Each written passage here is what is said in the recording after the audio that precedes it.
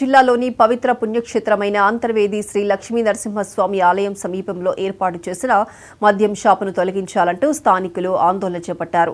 అంతర్వేది దేవస్థానం సమీపంలో ఇటీవల మద్యం షాపు ఏర్పాటు చేశారు. గతంలో ప్రభుత్వం మద్యం దుకాణం ఏర్పాటు చేయగా స్థానికుల అభ్యంతరం మేరకు తొలగించి అదే గ్రామంలో నివాస గృహాలు లేని ప్రాంతంలో ఏర్పాటు చేశారు.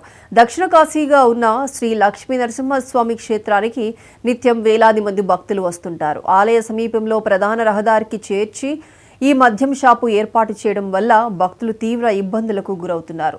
తాగుబోతుల ఆగడాలకు అడ్డు అదుపు లేకుండా పోయిందని, రహదారిపై మద్యం సేవించి యాత్రికులను ఇబ్బందులకు గురి చేస్తున్నారని ఆవేదన వ్యక్తం చేస్తున్నారు. మద్యం షాపు తొలగించాలంటూ జిల్లా కలెక్టర్ మహేష్ కుమార్ కి స్థానికులు ఫిర్యాదు చేసిన ఎక్సైజ్ అధికారులు అలసత్వం వహిస్తున్నారని స్థానికులు పేర్కొంటున్నారు.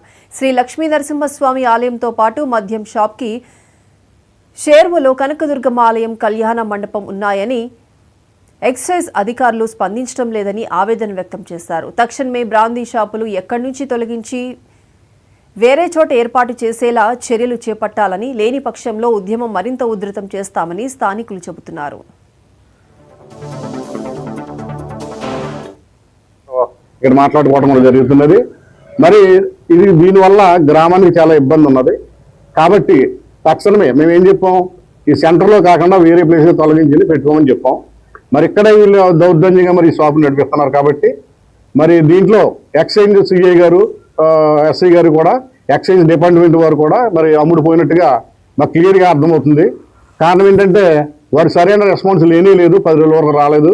వచ్చిన తర్వాత ఏమో ఇక్కడ ఏమి నీళ్ళు లేవు, ఇవన్నీ ఆ టైప్లో వాళ్ళు వన్ సైడ్గా మరి మాట్లాడటం జరుగుతుంది.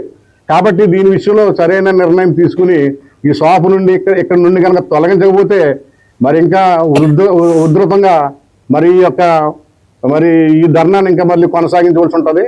మరి ప్రభుత్వాధికారులు, గవర్నమెంట్ వారు కూడా ఆలోచించి దీన్ని వెంటనే షాపు ఇక్కడి నుంచి మీరు తొలగించాలని చెప్పేసి నేను తెలియజేస్తున్నాను. ఒక గ్రామస్తుడిగా, ఈ గ్రామంలో ఉండే ఒక యువకుడిగా నేను మాట్లాడుతున్నాను. మీకు సంబంధం ఏముందని చెప్పేసి రకరకాల మాటలు ఇక్కడ దివ్యాంగులకు ప్రభుత్వం అన్ని విధాలుగా అండగా ఉంటుంది.